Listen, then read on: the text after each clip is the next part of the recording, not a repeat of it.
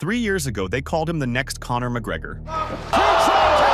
7 months ago, they called him a disgrace to Irish MMA. Love him or hate him, Ian Garry might be one of the most chaotic fighter in the UFC today. But is he actually good, or just good at marketing himself? What creates a UFC villain, and is the hate justified or overblown? The UFC has always had its share of polarizing figures. The ones fans either worship or despise. The ones who generate clicks, views, and pay-per-view buys, whether you're watching to see them win or get knocked out. This isn't just another fighter story. This is about a guy who went from golden boy to most hated almost overnight. When Ian Garry burst onto the UFC scene, the marketing machine went into overdrive. A wise Irish man once said before me, he stepped in this very cage and he said, "We're not here to take part, we're here to take over." And this is the takeover part 2.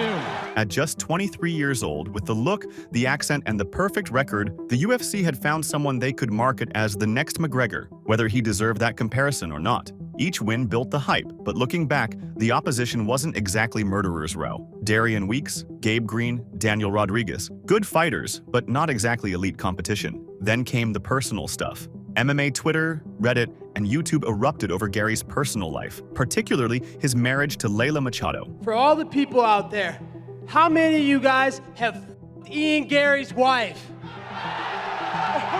Oh man. Wow. I feel bad for the UFC. That's a lot of names they're going to have to put on their fight kits. Then came the gym situation. When he left Team Renegade in Birmingham, rumors swirled that he was asked to leave. Right, you know what the truth is with Leon Edwards? Yeah. He's mentally weak and he didn't like someone as talented as me on the mats with him. In the room. That's his truth, and it's his little puppet master, David Lavelle, who says it all. Wouldn't even look me in the eye the day I walked to the gym and be like, "What the fuck, lads?"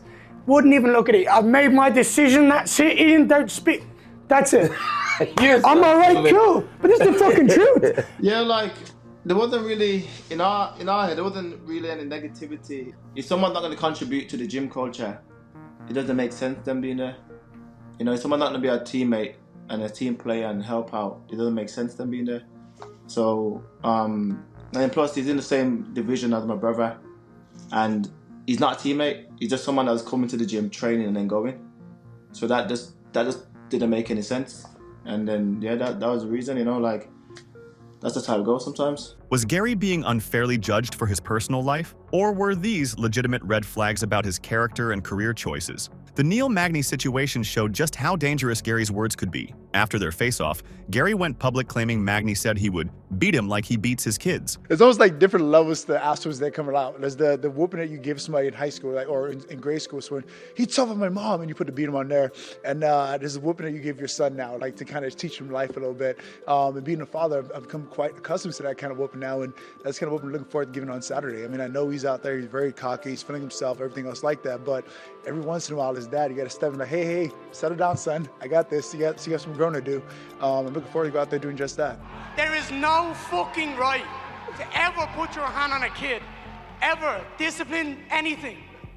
You want to play victim so bad, bro. Mate, you know exactly what that statement meant. Mate, you're a You know father. exactly You what never that lay your statement fucking meant, hands on a child ever. You know exactly what the Yesterday statement you meant. said. You know for a fact I'll never put a hand on a Yesterday child. you said I'm a father. I've been accustomed to that type of beating. Yeah, dude. And I'm gonna whoop that ass on Saturday.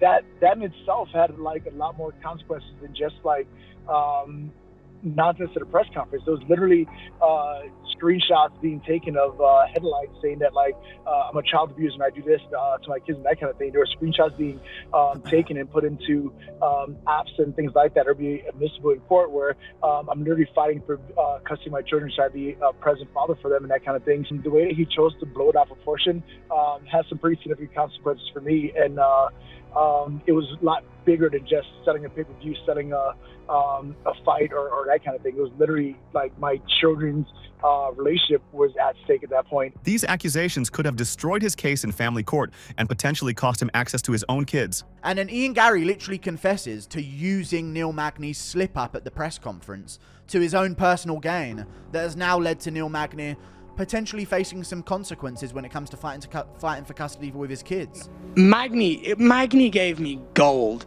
It's like someone handing you a gold bar and going, "Here, yeah, don't drop it." It's like, obviously not, I'm going to use this. Admitting to it, admitting he used Neil Magny's little slip-up, little stumble of words against him. Finally, it was the fight day. In round 1, Garry unleashed brutal calf kicks, buckling Magny twice fast. His jabs landed clean and he slammed Magny down. Round 2 saw Garry keep the heat on. Leg kicks left Magny hobbling, barely standing. Round 3 was all Garry. Kicks and punches overwhelmed Magny, who just hung on.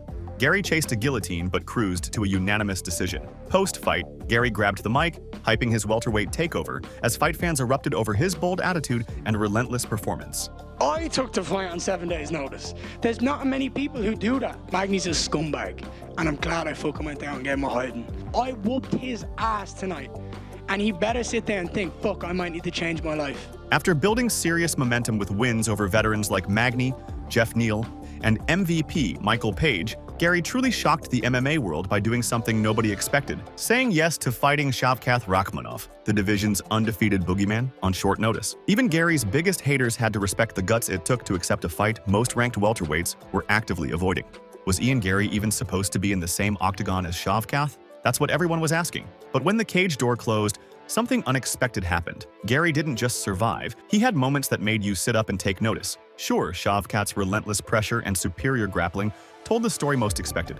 But here's the shocker. The man who finishes everyone was forced to a decision for the first time in his UFC career. And that submission attempt, the one where Garry nearly caught the boogeyman? I went out there on 3 weeks' notice. I saved this event. I saved this card against the scariest man in the division. And I went out there and I stopped almost everything.